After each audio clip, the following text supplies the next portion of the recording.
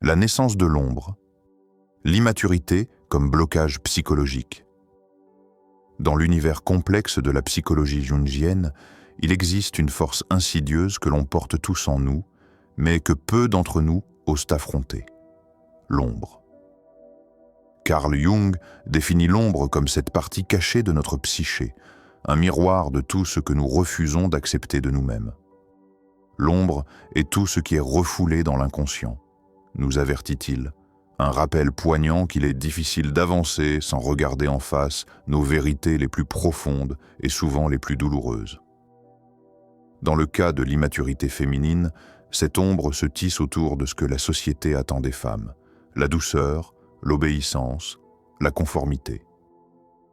Ces attentes collectives deviennent un terrain fertile pour le refoulement des émotions et des désirs réels. Une femme peut être poussée à nier des parts d'elle-même pour se conformer à des normes extérieures.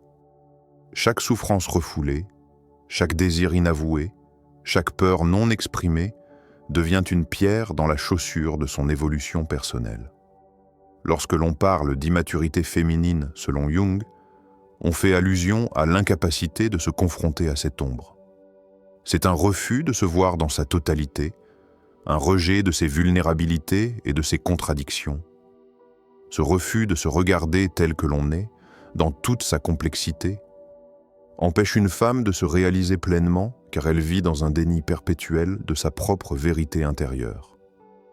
La question se pose alors, pourquoi choisit-on de vivre dans cette dissonance entre soi et soi-même? Pourquoi cette peur de l'échec, ce confort à jouer un rôle imposé, et cette fuite en avant dans l'illusion d'une perfection sociale qui nous éloigne toujours plus de notre essence? Est-ce que l'immaturité, dans ce contexte, n'est pas une fuite? Une manière de se protéger des blessures invisibles que l'on porte à l'intérieur?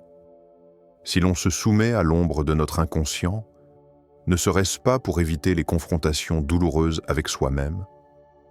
La question qui nous traverse est alors, pourquoi, dans un monde où l'on nous encourage à être qui nous sommes, tant de femmes préfèrent-elles ignorer ces parts d'elles-mêmes qui pourtant appellent à la lumière?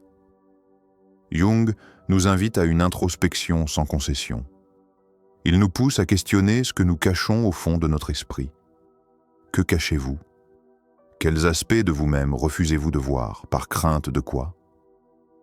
La vérité que nous avons souvent peur d'affronter n'est-elle pas le véritable chemin vers une transformation saine et épanouissante? Peut-être qu'une femme ne sera jamais libre de toute son ombre tant qu'elle refusera de lui faire face. Mais cette confrontation n'est-elle pas aussi la clé pour s'épanouir et se libérer des chaînes invisibles qui l'enserrent? Peut-être que, comme Jung le suggère, il est temps de se regarder en face, de plonger dans cette ombre et d'accepter que l'immaturité ne disparaîtra que lorsque nous aurons le courage d'accepter nos parts d'ombre. Cela pourrait bien être le début d'un voyage de transformation radicale. Le rôle de l'archétype féminin dans l'immaturité psychologique. L'œuvre de Carl Jung a ouvert des portes fascinantes sur les forces invisibles qui façonnent nos comportements, souvent sans que nous en ayons conscience. Parmi les concepts les plus puissants qu'il a introduits, celui des archétypes se distingue par sa capacité à expliquer comment des modèles universels de pensée et de comportement influencent notre perception du monde et notre place dans celui-ci. Les archétypes, selon Jung, sont des images primordiales, des symboles qui façonnent notre psyché collective.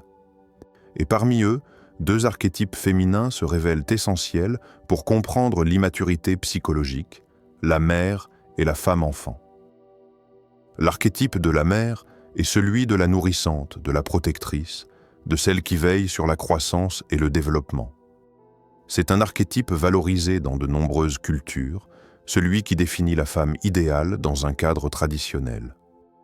Cependant, il y a une inversion de cet archétype dans l'immaturité psychologique. La femme qui, au lieu de prendre sa place en tant qu'adulte pleinement responsable, reste piégée dans l'archétype de la femme-enfant. Cette femme n'est pas seulement dépendante de l'affection des autres, mais aussi de la validation et de la protection extérieure.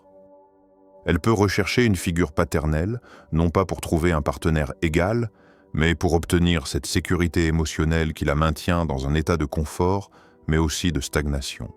Jung, qui observait la société avec une acuité particulière, aurait sans doute soulevé cette question. Pourquoi tant de femmes s'accrochent-elles à ce rôle de dépendance émotionnelle? Quel est le prix à payer pour ne pas se libérer de cette image imposée de la femme-enfant? L'incapacité à se détacher de cet archétype conduit à une relation malsaine avec soi-même et avec autrui. La femme-enfant n'est jamais en pleine possession de ses moyens. Elle cherche constamment une validation extérieure, un amour, une attention, une reconnaissance pour exister. Mais quel est le véritable coût de cette quête incessante de validation? C'est dans la recherche de cette validation que réside un paradoxe profond. Alors que la femme tente d'incarner l'idéal féminin de la douceur et de la soumission, elle se prive du pouvoir véritable qu'elle possède, celui d'être une femme pleinement autonome et adulte. Elle est souvent enfermée dans des relations où elle attend que l'autre la complète, qu'il soit celui qui la protège, qu'il soit un miroir d'elle-même, ou même une projection de ses propres besoins non comblés. En recherchant constamment cette complétude extérieure, elle oublie que l'autonomie émotionnelle et psychologique est la véritable clé de sa transformation. Jung pourrait alors nous interroger: sommes-nous prisonniers des rôles que la société nous a attribués? Et plus encore, sommes-nous responsables de notre propre évolution ou sommes-nous des marionnettes contrôlées par des attentes externes qui nous limitent dans notre cheminement personnel? Cette question brûle au cœur de la psyché féminine moderne. Chaque femme, dans une certaine mesure, se confronte à ces archétypes imposés par la société. Celui de la femme douce et maternelle, celui de la compagne dépendante. Mais en adoptant ces rôles sans les remettre en question, elle se prive de la possibilité de se transformer et d'évoluer. Ainsi, cette section de la réflexion jungienne nous pousse à reconsidérer notre propre place dans ce jeu d'archétypes. Sommes-nous des acteurs conscients ou jouons-nous des rôles qui nous ont été attribués sans jamais les questionner? Pour Jung, l'évolution psychologique commence par la confrontation avec ces modèles et la reconnaissance de leur influence sur notre comportement. Le véritable chemin vers l'autonomie commence lorsqu'une femme prend conscience de ces archétypes et choisit de les réinventer selon ses propres termes. Se libérer de l'archétype de la femme-enfant, c'est choisir d'être une femme entière, responsable et pleinement consciente de sa propre puissance. La quête de l'individuation, l'immaturité est le chemin vers l'épanouissement. Pour Carl Jung, l'individuation est bien plus qu'un simple processus psychologique, c'est le chemin par lequel une personne se réalise pleinement en intégrant toutes les facettes de sa personnalité. C'est un voyage d'autodécouverte qui mène à une unité intérieure et à une harmonie entre l'inconscient et le conscient. Mais que se passe-t-il lorsqu'une personne résiste à ce processus? L'immaturité, selon Jung, peut être perçue comme un rejet de cette quête d'individuation. Plus spécifiquement, pour les femmes qui ne parviennent pas à se détacher des attentes sociétales et des rôles traditionnels, cette résistance empêche une évolution authentique. L'immaturité féminine peut ainsi être comprise comme le fruit d'une incapacité à s'engager pleinement dans cette quête d'intégration de soi. Une femme immature, en l'absence d'une démarche consciente d'individuation, cherche souvent à projeter une image extérieure qui correspond aux attentes des autres. Elle vit en fonction des rôles qu'elle doit jouer, épouse, mère, amie, mais non en fonction de qui elle est réellement. Elle devient une image, un masque qui cache sa réalité intérieure. Le paradoxe qui se cache derrière cette recherche incessante de validation extérieure est profond. Lorsqu'une femme ne se reconnaît pas elle-même, elle perd le contrôle sur sa propre identité et devient prisonnière de l'image qu'elle veut refléter. Elle s'invente dans les yeux des autres, cherchant à être aimée ou acceptée plutôt qu'à être elle-même. Cette quête de validation est la source d'une grande confusion intérieure, car elle empêche d'affronter les parts plus sombres et complexes de sa propre personnalité. Jung nous pousse à nous poser la question fondamentale. Est-ce que vous vivez pour plaire aux autres ou pour être fidèle à vous-même? Cette question résume la tension entre l'individuation et l'immaturité. L'immaturité réside dans la confusion entre les attentes externes et l'identité intérieure. Lorsqu'une femme s'efforce de devenir ce qu'elle pense que les autres attendent d'elle, elle sacrifie son propre potentiel. Elle refuse d'explorer ses désirs réels, ses faiblesses et ses forces intérieures, de peur de déranger l'image qu'elle a construite. Le processus d'individuation, en revanche, exige de nous une confrontation avec toutes les dimensions de notre être, même celles que nous rejetons. C'est un voyage où nous devons accepter nos ombres, nos contradictions et nos imperfections. Ce n'est qu'en intégrant toutes les parties de nous-mêmes que nous pouvons atteindre un véritable épanouissement. Pour une femme, cela implique de se libérer des chaînes des attentes sociales et d'embrasser ses désirs intérieurs, aussi complexes soient-ils. C'est seulement ainsi qu'elle pourra devenir pleinement elle-même dans une relation saine et authentique avec son propre être. Peut-être que ce que l'on considère comme de l'immaturité n'est qu'une erreur de parcours dans la quête de soi. L'immaturité peut être perçue comme un appel caché à se découvrir, à dépasser l'illusion de perfection et à se réconcilier avec soi-même. Mais Jung nous avertit qu'il y a un prix à payer pour ne pas s'engager dans ce processus. Le véritable coût est une vie vécue à moitié, une existence marquée par la peur de se révéler tel que l'on est, avec toutes ses contradictions et sa complexité. La question cruciale devient donc: quel est le prix à payer pour ne pas se comprendre soi-même? Cette quête de l'individuation, de la recherche du véritable soi, n'est pas facile. Elle demande du courage, de la patience et un engagement profond envers soi-même. Mais c'est en poursuivant ce chemin que l'on parvient à sortir de l'immaturité. Se comprendre pleinement, dans toutes ses dimensions, devient la voie royale vers une vie riche de sens et d'épanouissement personnel. À travers ce processus, une femme ne se contente pas de se conformer à l'image qu'on attend d'elle. Elle se choisit, elle s'affirme et devient enfin l'architecte de sa propre existence. La relation entre immaturité et dépendance affective, un piège psychologique. Dans son exploration des relations humaines, Carl Jung a mis en lumière un phénomène psychologique particulièrement subtil mais profondément ancré: les projections. Ce mécanisme psychologique consiste à attribuer à autrui nos désirs non réalisés, nos peurs refoulées ou nos besoins émotionnels insatisfaits. Dans le cas des femmes immatures, cette dynamique prend une forme particulièrement poignante, celle de la dépendance affective. Une femme psychologiquement immature peut tomber dans le piège dangereux de projeter ses insécurités émotionnelles sur son partenaire, cherchant en lui ce qu'elle ne parvient pas à combler en elle-même. Ce processus de projection crée une illusion, une sorte de fantasme de complétude. La femme pense que son partenaire peut combler son vide intérieur. Pourtant, cet espoir est voué à l'échec, car aucune autre personne ne peut remplir ce qui est manquant au plus profond de soi. À travers ce prisme, l'amour devient une quête désespérée, une recherche sans fin de validation extérieure. Cette dépendance à l'autre, pourtant subtile et souvent inconsciente, prend racine dans une immaturité émotionnelle qui empêche la femme de se reconnaître comme suffisamment entière en elle-même. Jung aurait sans doute posé cette question fondamentale. Nous cherchons l'amour et l'approbation des autres, mais est-ce vraiment ce que nous avons besoin pour être épanouis?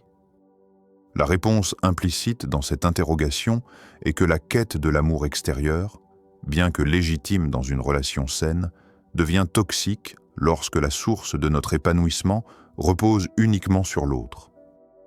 Lorsque nous cherchons à combler nos besoins émotionnels à travers un partenaire, nous risquons de perdre de vue notre propre identité et notre propre pouvoir intérieur. Le véritable épanouissement, selon Jung, ne réside pas dans l'amour que nous recevons des autres, mais dans l'amour que nous nous accordons à nous-mêmes. Pourquoi cette dépendance affective existe-t-elle si profondément en nous? Est-ce une peur de l'abandon, une peur viscérale de l'isolement? Ou bien est-ce un manque de confiance en soi et en notre propre valeur qui nous pousse à chercher constamment à l'extérieur ce que nous n'arrivons pas à trouver à l'intérieur?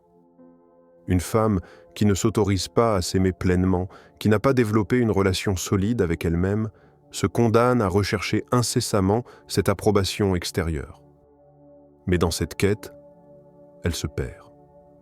Jung aurait probablement souligné qu'une telle dépendance affective est avant tout un miroir de nos propres failles. Il aurait encouragé cette femme à se tourner vers elle-même, à explorer ses besoins émotionnels non satisfaits et à les nourrir avec amour et compréhension.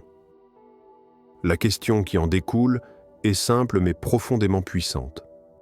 Quand arrêterez-vous de chercher à vous définir à travers les autres? C'est dans ce détachement des attentes externes que réside la véritable liberté émotionnelle. Lorsque nous cessons de chercher dans l'autre une validation, lorsque nous commençons à nous remplir de notre propre amour, à nous accepter tels que nous sommes, nous faisons un pas de géant vers l'épanouissement personnel. Le piège psychologique de la dépendance affective, bien qu'omniprésent dans les relations humaines, peut être surmonté. La clé réside dans l'acceptation de soi et dans la prise de conscience que nous sommes les seuls à pouvoir combler notre vide intérieur. Cette transformation est une étape cruciale de l'individuation, un processus qui ne peut se réaliser que si nous apprenons à nous aimer et à nous reconnaître comme entiers, indépendamment des autres. Ainsi, une femme ne se définit plus par l'amour qu'elle reçoit, mais par l'amour qu'elle se donne à elle-même. Elle devient la source de sa propre complétude et non un reflet des attentes ou des projections des autres. La force de la transformation, de l'immaturité à la sagesse. Carl Jung, l'un des plus grands penseurs de la psychologie, croyait fermement que la transformation intérieure était accessible à tout moment de la vie, peu importe l'âge ou le stade où l'on se trouve. Pour lui, l'immaturité n'était pas une fatalité, mais plutôt une étape nécessaire dans le processus de développement personnel. C'est un point de départ, un moment clé dans l'existence humaine, où l'individu peut choisir de confronter ses ombres et d'intégrer les aspects réprimés de sa personnalité. Ce processus de transformation, que Jung appelait la confrontation avec l'inconscient, est long et souvent douloureux, mais essentiel pour qu'une évolution saine puisse se produire. Lorsque nous nous retrouvons dans un état d'immaturité, il est facile de penser que nous sommes condamnés à rester dans cet état de confusion émotionnelle et mentale. Cependant, Jung nous invite à repenser cette idée. Il nous dit « Ce que vous fuyez en vous-même finit toujours par vous rattraper ». Cette citation résonne profondément, car elle nous rappelle que ce que nous négligeons ou rejetons à l'intérieur de nous ne disparaît pas. Au contraire, il prend des formes subtiles qui finissent par nous affecter de manière inconsciente. Le rejet de nos faiblesses, de nos peurs, de nos désirs refoulés finit par nous rattraper et nous empêcher d'avancer. L'immaturité, selon Jung, n'est donc pas une impasse, mais une invitation. Elle nous pousse à faire face à ce qui est caché dans l'obscurité de notre inconscient. Cette confrontation peut être déstabilisante et difficile, mais elle est nécessaire pour notre croissance. C'est dans ce processus de confrontation avec soi-même que nous pouvons transcender nos défauts et nos limitations. Il ne s'agit pas de fuir ce que nous jugeons mauvais ou défectueux en nous, mais de les accepter pleinement, de les comprendre et de les intégrer. Lorsque nous arrêtons de fuir ce que nous détestons ou ce qui nous effraie, nous commençons à en prendre le contrôle. L'immaturité n'est pas un état permanent, mais une phase qui devient transitoire lorsque nous choisissons de la dépasser. Il ne s'agit pas de rester dans un état de stagnation en attendant que les circonstances extérieures changent. La vraie question que Jung nous invite à poser est « Pourquoi attendre que les événements extérieurs changent pour commencer notre propre voyage intérieur ?» La transformation commence à l'intérieur de nous-mêmes. Si nous attendons que les autres ou le monde extérieur changent pour que nous puissions évoluer, nous risquons de passer à côté de notre propre potentiel. Nous devons prendre les rênes de notre destinée et choisir activement d'entreprendre ce voyage vers la maturité émotionnelle et psychologique. Ce voyage intérieur est exigeant. Il nous demande de regarder nos défauts en face, de les accepter sans jugement et de les transformer. Jung nous encourage à nous demander « Êtes-vous prêt à regarder en vous-même et à transformer ce qui ne vous sert plus ?» Cette question est essentielle car elle nous confronte à notre propre responsabilité. La transformation ne vient pas à nous par hasard.